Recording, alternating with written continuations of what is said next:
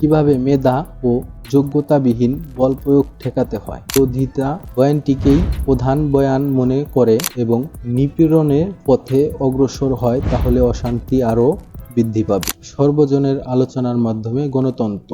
কোটা আন্দোলন আমাদের দেখিয়েছেন বাংলাদেশে নতুন প্রজন্মের এক নতুন রাজনৈতিক শক্তি গড়ে উঠুক, এই প্রত্যাশাই করছি।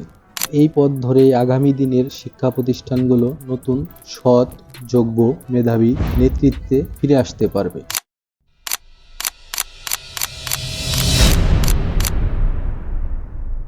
কোটা আন্দোলন 2024 কি শিক্ষা দিল? 2024 সালের আগে 2018 সালে সরকারি চাকরিতে কোটা সংস্কার নিয়ে আন্দোলন হয়েছিল। সে আন্দোলনের পর কোটা পুরোপুরি বাদ দেওয়া হয়।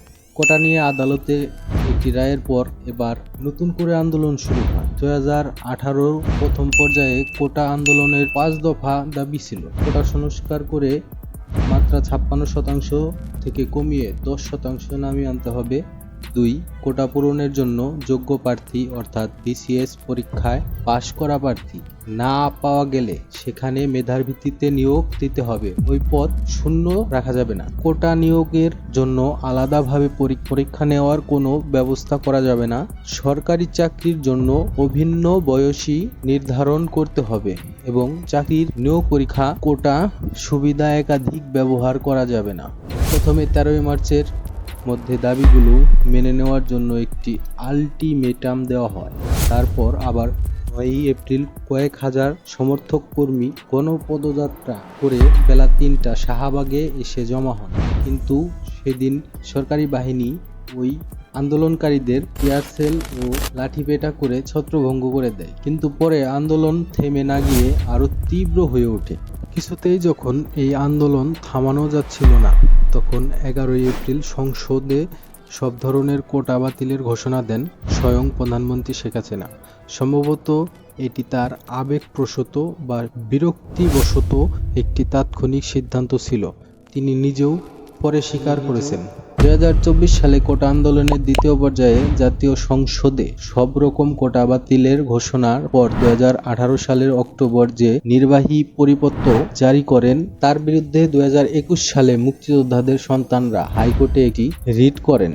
হাইকোর্ট 2021 সালের 6 ডিসেম্বরে এই কোটা পরিবর্তনের পরিপত্রটিকে বাতিল করে দেন। ফলে সব ধরনের কোটা আবার পুনর্জীবিত হওয়ার একটি সম্ভাবনা তৈরি হয়। সরকার এ রায়ের বিরুদ্ধে সুপ্রিম কোর্টে আপিল করে। এই আপিল নিয়ে সুপ্রিম কোর্টের পূর্ণাঙ্গ বেঞ্চে শুনানি হওয়ার প্রথম তারিখটি ঠিক হয় 4 জুলাই।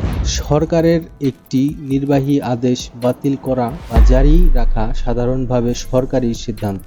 মুক্তিযোদ্ধার সন্তানেরা আদালতে যাওয়ার আগেই সরকার নিজেই অগ্রসর হয়ে কোটা বাতিল না করে এর একটি সুন্দর সংস্কার পদক্ষেপ নিতে পারত। কিন্তু এই সহজ সরল পথ না নিয়ে দীর্ঘসূত্রতা ও আদালতের ওপর বিষয়টি ছেড়ে দেয়। তারা ছাত্রদের ক্ষোভের মাত্রা ও গভীর মোটেও বুঝতে পারেনি। 4 জুলাই আদালত যখন শুনানি আরও 1 মাস পিছিয়ে দেন, তখন ছাত্রদের আন্দোলন তীব্রতর হয়ে ওঠে। 6 জুলাই কোটা বিরোধী অবশেষে সারা দেশে বাংলা বন্ধের ডাক দেন। সড়ক, মহাসড়ক অবরোধ, পরীক্ষা বর্জন ও সাধারণ ছাত্র ধর্মঘটের আহ্বান জানান। গত 11 জুলাই ক্ষমতাসীন দলের সাধারণ সম্পাদক ওবায়দুল কাদের বলেন, কোটা বিরোধীরা সর্বোচ্চ আদালতের বিরুদ্ধে যে শক্তি প্রদর্শন করেছেন তা বেআইনি। স্বরাষ্ট্রমন্ত্রী বলেন, শিক্ষার্থীরা লিমিট ক্রস করে যাচ্ছেন। এরকম একটি নাজুক মুহূর্তে গত 14 জুলাই প্রধানমন্ত্রী সংবাদ সম্মেলনে বলেন, কোটা বিষয়ে আমার কিছু করার নেই। মামলার পর আদালত যে রায় দেন, এতে নির্বাহী বিভাগের কিছু করার নেই, আদালতেই সমাধান হবে।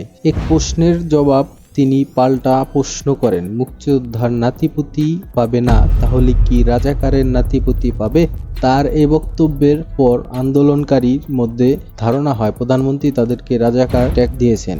প্রধানমন্ত্রী সংবাদ সম্মেলনে আরও অনেক কথা বলেন। 2018 সালের প্রথম পর্যায়ে কোটা বিরোধীর আন্দোলন সম্পর্কে বলেন, তিনি বিরক্ত হয়ে কোটা বাতিল করে দিয়েছিলেন। উদ্দেশ্য ছিল কোটা বাতিল হলে কি হয় সেটি দেখা। 14 জুলাই রাতে ঢাকা বিশ্ববিদ্যালয় হলগুলি প্রতিবাদ মুখর হয়ে ওঠে। বিক্ষুব্ধ শিক্ষার্থীদের স্লোগান হয়ে ওঠে, আমি কে তুমি কে, রাজাকার রাজাকার। পরে তা বদলে হয়, চেয়েছিলাম অধিকার, হয়ে গেলাম রাজাকার। আমি কে, তুমি কে, রাজাকার রাজাকার, কে বলেছেন সরকার সরকার। আওয়ামী লীগের সাধারণ সম্পাদক ওবায়দুল কাদের বলেছিলেন, আন্দোলন থেকে আত্মস্বীকৃত রাজাকার ও তাদের ঔদ্ধত্যপূর্ণ মানসিকতা বা আচরণের প্রকাশ ঘটেছে। এর জবাব দেওয়ার জন্য ছাত্রলীগ প্রস্তুত। তার এ ধরনের দাম্ভিকতাপূর্ণ বক্তব্য ছিল অগ্রগ্রহণযোগ্য ও আত্মঘাতী। এর পাশাপাশি ছাত্রলীগের সাধারণ সম্পাদক বলেন, কোঠা সংস্কার আন্দোলনের যারা আমি রাজাকার স্লোগান দিয়েছেন তাদের শেষ দেখিয়ে ছাড়ব। লক্ষণীয়, আন্দোলনকারীদের দাবির ক্ষেত্রে আইনের দোহাই দেওয়া হয়েছিল, কিন্তু আওয়ামী লীগ ও ছাত্রলীগ আইনের তোয়াক্কা না করে রাজনৈতিকভাবে মোকাবেলা নামে কেন হামলার হুমকি দিয়েছিল। এরপর 15 জুলাই হয়ে ওঠে ছাত্রছাত্রীদের জন্য কাল। নির্মমভাবে ছাত্রছাত্রীদের অত্যাচার করা হয়। এরপর 16 জুলাই সারা দেশে আন্দোলন ছড়িয়ে পড়ে। পাল্টাপাল্টি হামলা ও পুলিশের গুলিবর্ষণে ওই দিনই নিহত হন 6 জন। আন্দোলনকারীদের কাছে শহীদের মর্যাদা পেয়ে যান রংপুরের রোকেয়া বিশ্ববিদ্যালয়ের ছাত্র আবু সাঈদ। সেই হত্যার ছবি প্রচারের ফলে আন্দোলনের দাবানলের মতো সারা দেশ ছড়িয়ে যেতে শুরু করে। দলে দলে ছাত্র জনতা পাড়ায় মহল্লায় নেমে পড়ে। অবশেষে পরিস্থিতি সামাল দেওয়ার জন্য প্রধানমন্ত্রী 8 মিনিটের জন্য একটি ভাষণ দেন। প্রধানমন্ত্রীর এ ভাষণের মূল কথা ছিল আন্দোলনকারীদের সর্বোচ্চ আদালতের রায় পাওয়ার পর্যন্ত ধৈর্য ধারণ করতে হবে। প্রধানমন্ত্রী আরও বলেন, তিনি বিশ্বাস করেন যে উচ্চ আদালতের কাছ থেকে ছাত্র সমাজের ন্যায় বিচার পাবেন। 6 জন নিহত হওয়ার ঘটনার জন্য একটি বিচার বিভাগীয় তদন্তের নির্দেশনা দেবে, কিন্তু কোটা আন্দোলনকারী সরকারের আলোচনার প্রস্তাব প্রত্যাখ্যান করে বলেন, শহীদের রক্তের উপর দিয়ে তারা সরকারের সঙ্গে আলোচনায় বসতে পারবেন না। 19 জুলাই 9 দফা ঘোষণা করে তারা জানান, এই 9 দফা দাবি না মানা পর্যন্ত শাটডাউন অব্যাহত থাকবে। পরে দেখা যায় ইতিমধ্যে আন্দোলনের সকল ভিডিও নেট দুনিয়ায় ভাইরাল হয়ে যায়। তারপর সরকার পক্ষ থেকে সারা বাংলাদেশের নেটওয়ার্ক বন্ধ করে দেওয়া হয়। নেট বন্ধ রাখার পর শুরু হয় তাণ্ডব। পরে দেখা যায় 3 সমন্বয়ক মন্ত্রীদের সঙ্গে দেখা করে সংক্ষিপ্ত আকারে নতুন দাবির তালিকা পেশ করেন। এই দাবিগুলির মধ্যে ছিল নিহতদের ঘটনার তদন্তের পরে দায়ী ব্যক্তিদের বিরুদ্ধে হত্যা মামলা করে গ্রেপ্তার ও বিচার, 2 শহীদের পরিবারকে আর্থিক সহযোগিতা, মাসিক ভাতা ও তাদের পিতামাতা মতামতের ভিত্তিতে একজন সদস্যকে চাকরির নিশ্চয়তা, 3 সব পাবলিক বিশ্ববিদ্যালয়ের আবাসিক হলগুলোর প্রশাসনিকভাবে সিট বরাদ্দ, সন্ত্রাসী কাজকর্ম বন্ধ করা ও ছাত্র সংসদ চালু করা, 4 কোটা সংস্কার আন্দোলনকারীদের বিরুদ্ধে সব মামলা প্রত্যাহার করা, 5 কোটা সংস্কার আন্দোলনের সঙ্গে জড়িত সব শিক্ষার্থীকে সব ধরনের রাজনৈতিক, আইনি বা বিশ্ববিদ্যালয়ের প্রশাসনের মাধ্যমে একাডেমি হয়রানি না করার নিশ্চয়তা দেওয়া।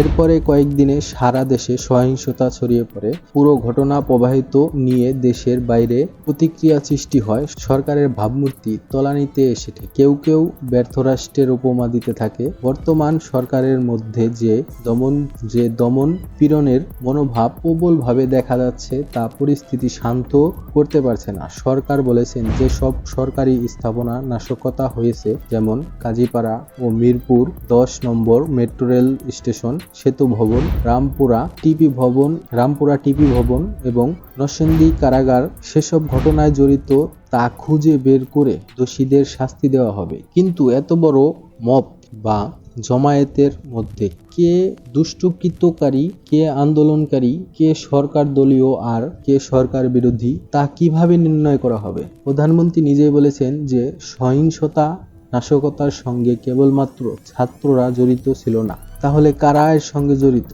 আন্দোলনের সমন্বয় তুলে নেওয়া এবং নিরাপত্তা হেফাজতের নামে আটক রাখা সংবাদ আমরা ইতিমধ্যেই পেয়েছি। এই ঘটনাগুলো মানবাধিকার লঙ্ঘন ও দেশের ভাবমূর্তির জন্য ইতিবাচক নয়। এর প্রশ্ন হচ্ছে, সরকার কি আদৌ আন্তরিকভাবে শান্তিপূর্ণ সমাধান চায়, নাকি নির্বিচার দমন পীড়নের মাধ্যমে অগণতান্ত্রিক আধিপত্য বজায় রাখতে চায়?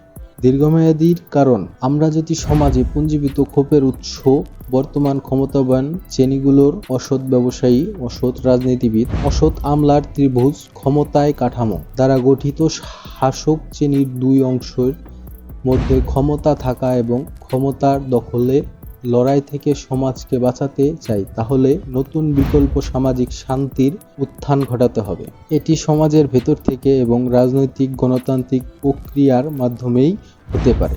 তাই সরকারকে এই মুহূর্তে সবার আগে উন্মুক্ত যুক্তি, তর্ক, আলোচনা, পর্যালোচনা, ভিন্ন মত, সরকার প্রধানের প্রশংসা, সমালোচনা ইত্যাদি সুযোগ দিতে হবে। এসবের মাধ্যমে সত্য উদ্ঘাটনের স্বাধীনতা দিতে হবে। সন্ত্রাস, সহিংসতা, বল প্রয়োগ, জবাবদিহিন হস্তক্ষেপ, সংস্কৃতি, তথ্য গোপন ও মিথ্যা প্রচার থেকে আমাদের সব পক্ষকেই বের হয়ে আসতে হবে। সর্বজনের আলোচনার মাধ্যমে গণতন্ত্র। কোটা আন্দোলন আমাদের দেখিয়েছেন কিভাবে শিক্ষা প্রতিষ্ঠানের প্রতিকূলে পরিস্থিতির মাধ্যমে সংগ্রাম মাধ্যম সর্বজনের কর্তৃত্ব ফিরিয়ে আনতে হয় এবং কিভাবে মেধা ও যোগ্যতাবিহীন বল প্রয়োগ ঠেকাতে হয়। আর সেটা এবার ঘটেছে বেশিরভাগ অরাজনৈতিক সাধারণ ছাত্র দলের ঐক্যবদ্ধ উত্থানের মাধ্যমে। এই পথ ধরেই আগামী দিনের শিক্ষা প্রতিষ্ঠানগুলো নতুন, সৎ, যোগ্য, মেধাবী নেতৃত্বে ফিরে আসতে পারবে। শিক্ষা প্রতিষ্ঠানগুলো এরকমটা হলে পরে দেশের মধ্যেও সঠিক ও সুস্থ রাজনৈতিক একটি শক্তিকে ধীরে ধীরে গড়ে ওঠার সম্ভাবনা রয়েছে। এভাবে সর্বস্তরের গণতান্ত্রিক পরিবেশ টেকসই করার সুযোগ তৈরি হবে। এই আন্দোলন থেকে এই শিক্ষা না নিয়ে এর মধ্যে ষড়যন্ত্র ও মুক্তিযুদ্ধ বিরোধিতা বয়ানটিকেই প্রধান বয়ান মনে করে এবং নিপীড়নের পথে অগ্রসর হয়, তাহলে অশান্তি আরও বৃদ্ধি পাবে। বাংলাদেশে নতুন প্রজন্মের এক নতুন রাজনৈতিক শক্তি গড়ে উঠুক, এই প্রত্যাশাই করছি।